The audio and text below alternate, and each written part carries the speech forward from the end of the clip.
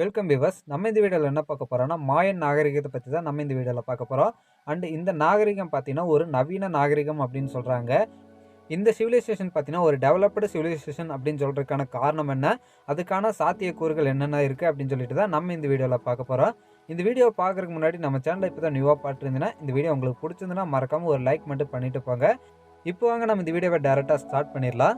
இது வரைக்கும் நம்ம பார்த்த நாகரிகத்திலேயே எது ஒரு உயர்ந்த நாகரிகம், அது மட்டும் இல்லாமல் ஒரு நவீன வளர்ச்சி உடைய நாகரிகம் அப்படின்னு நம்ம கிட்ட கேட்டால் நம்ம சிந்து சமவெளி நாகரிகத்தை தான் சொல்லுவோம். ஏன்னா நமக்கு முக்கால்வாசி பேருக்கு பார்த்தீங்கன்னா சிந்து சமவெளி நாகரிகம் தான் ஒரு நவீன நாகரிகம், அது மட்டும் இல்லாமல் ஒரு வளர்ச்சி அடைந்த நாகரிகம் அப்படின்னு சொல்லிட்டு தெரிய வரும். அந்த நாகரிகம் மாதிரியே சிந்து சமவெளி மாதிரியே இன்னொரு நாகரிகம் இருந்திருக்குன்னா இந்த மாயன் நாகரிகத்தையுமே நம்ம சொல்லலாம். ஏன்னா இதுவும் பார்த்தீங்கன்னா ஒரு வளர்ச்சி அடைந்த நாகரிகமாக தான் பார்த்துருக்காங்க. இந்த நாகரிகம் பார்த்தீங்கன்னா கிமு 1500 தான் ஸ்டார்ட் ஆயிருக்கு அப்படின்னு சொல்லிட்டு ஆராய்ச்சியாளர்களால் தெரிய வருது. இந்த நாகரிகம் பார்த்தீங்கன்னா எங்கே கண்டுபிடிச்சிருக்காங்க அப்படின்னா தெற்கு மெக்சிகோவில் இருக்கிற குவாட்மலா அண்ட் பிளேசி அப்படின்ற இடத்துல தான் பார்த்தீங்கன்னா இந்த மாயன் மக்கள் வாழ்ந்திருக்காங்க. நவீன நாகரிகம் அப்படின்னு கருதப்படுற இந்த மாயன் சிவிலைசேஷன் பார்த்தீங்கன்னா 250 சென்ச்சுரியிலேருந்து 900 சென்ச்சுரி வரைக்கும் பார்த்தீங்கன்னா நல்ல ஒரு பீக்கில் இருந்த நாகரிகம் அப்படின்னே சொல்லலாம்.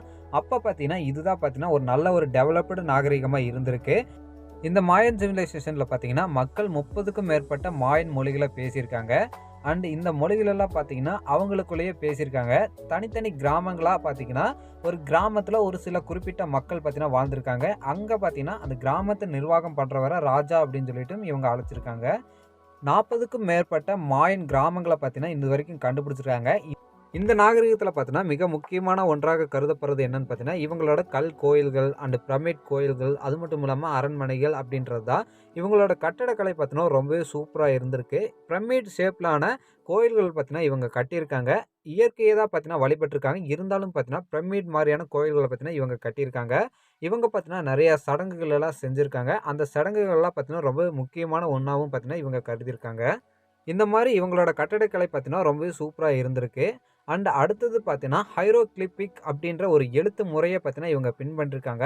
இவங்களுக்குன்னே தனியாக பார்த்தீங்கன்னா இந்த முறையை உருவாக்கியிருக்காங்க. இதில் பார்த்தீங்கன்னா 800க்கும் மேற்பட்ட சின்னங்களை பார்த்தீங்கன்னா இவங்க யூஸ் பண்ணியிருக்காங்க. இந்த எழுத்து முறையை பயன்படுத்தி இவங்க பார்த்தீங்கன்னா காகிதத்தில் எழுதியிருக்காங்க. இவங்களோட குறிப்புகள் எல்லாம் பார்த்தீங்கன்னா நோட் பண்ணுறதுக்கு இந்த எழுத்து முறையை இவங்க பயன்படுத்தியிருக்காங்க. அண்டு இந்த காகிதங்களெல்லாம் எதுலேருந்து இவங்க தயாரிச்சிருக்காங்கன்னா அத்தி மரங்களில் இருக்கிற உட்புற பட்டையிலேருந்து தான் பார்த்தீங்கன்னா காகிதங்களை உருவாக்கியிருக்காங்க. அந்த காகிதங்களை பயன்படுத்தி தான் இவங்க பார்த்தீங்கன்னா இவங்களோட குறிப்புகளை எழுதியிருக்காங்க. இந்த நாகரிகத்தில் பார்த்தீங்கன்னா வேளாண்மை அப்படின்றது ஒரு மிக முக்கியமான ஒன்றாக இருந்திருக்கு. குவாட்மாலா அப்படின்ற இடத்துல தான் பார்த்தீங்கன்னா நிறையா மக்கள் குடியேறி அங்கே பார்த்தீங்கன்னா வேளாண்மை செஞ்சுருக்காங்க. இந்த மாயன் மக்கள் பார்த்தீங்கன்னா எதெல்லாம் முக்கியமாக விவசாயம் பண்ணியிருக்காங்கன்னா சோளம் அண்டு பீன்ஸ், குயிஷ் போன்ற உணவுப் பொருட்களை பார்த்தீங்கன்னா இவங்க உற்பத்தி பண்ணியிருக்காங்க. அது மட்டும் இல்லாமல் 600 சென்ச்சுரியிலே பார்த்தீங்கன்னா மரவள்ளி கிழங்கு பார்த்தீங்கன்னா இவங்க வளர்த்து சாகுபடி செஞ்சுருக்காங்க. இது மட்டும் இல்லாமல் இவங்களோட விவசாயம் பார்த்தீங்கன்னா ரொம்பவே ஒரு மேம்பட்டதாகவும் நவீன கருவிகளை வச்சு இவங்க விவசாயம் பண்ணியிருக்காங்க. இவங்க அந்த காலத்திலேயே பார்த்தீங்கன்னா மொட்டை மாடிகளில் பார்த்தீங்கன்னா விவசாயம் பண்ணியிருக்காங்க. அது மட்டும் இல்லாமல் பயிர் சுழற்சிகளையும் பார்த்தீங்கன்னா இவங்க மேற்கொண்டிருக்காங்க. இதுவும் பார்த்தீங்கன்னா ஒரு விவசாயத்தில் பார்த்தீங்கன்னா ஒரு முக்கிய பங்காக இவங்க வச்சுருக்காங்க. அண்ட் அதுக்கு அடுத்தது பார்த்தீங்கன்னா இவங்க போக் ஏ டோக் அப்படின்ற ஒரு விளையாட்டையும் பார்த்தீங்கன்னா விளையாடி இருக்காங்க.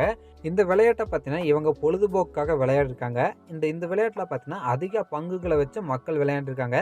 ஒருவேளை பார்த்தீங்கன்னா இந்த விளையாட்டில் அவங்க தோத்துட்டாங்கன்னா ஒரு சில சமயங்களில் பார்த்தீங்கன்னா நரபலியும் கொடுத்துருக்காங்க தோத்தவங்களை. இந்த நாகரிகத்தில் பார்த்தீங்கன்னா மிக முக்கியமான ஒன்று அப்படின்னு சொல்லி கருதப்பட்டது பார்த்தீங்கன்னா பல் பரிமாற்றம் பண்ணியிருக்காங்க. இவங்களோட பற்கள் பார்த்தீங்கன்னா ஒரு சில சமயத்தில் இவங்களுக்கு பிடிக்கல அப்படின்னாலும் பார்த்தீங்கன்னா, அது மட்டும் இல்லாமல் இவங்களோட செல்வத்தை மற்றவங்களுக்கு காட்டணும் அப்படின்னாலும் பார்த்தீங்கன்னா இவங்க அவங்களோட பல்லை பிடுங்கிட்டு அங்கே பார்த்தீங்கன்னா விலையுயர்ந்த கற்களை பார்த்தீங்கன்னா இவங்க ஃபிக்ஸ் பண்ணியிருக்காங்க. இதுவும் பார்த்தீங்கன்னா இந்த நாகரிகத்தில் மிக முக்கியமான ஒன்றாக தான் இருந்திருக்கு. இந்த மாதிரி பார்த்தீங்கன்னா இந்த மாயன் நாகரிகம் பார்த்தீங்கன்னா ஒரு வளர்ச்சி அடைந்த ஒரு நவீன நாகரிகமாக தான் இருந்திருக்கு. இவங்க பார்த்தீங்கன்னா 900 சென்ச்சுரியில் பார்த்தீங்கன்னா ஸ்பானிஷ் வருகையோட பார்த்தீங்கன்னா இந்த நாகரிகம் ஒரு முடிவுக்கு வந்திருக்கு. அண்ட் அது வரைக்கும் பார்த்தீங்கன்னா இந்த நாகரிகம் ஒரு பீக்கில் இருந்ததுன்னே சொல்லலாம். ஒரு நல்ல ஒரு வளர்ச்சியிலையும் பார்த்தீங்கன்னா இந்த நாகரிகம் இருந்தது. இன்னும் பார்த்தீங்கன்னா மாயன் மக்கள் மத்திய அமெரிக்காவில் வாழ்ந்துட்டு தான் இருக்கிறாங்க.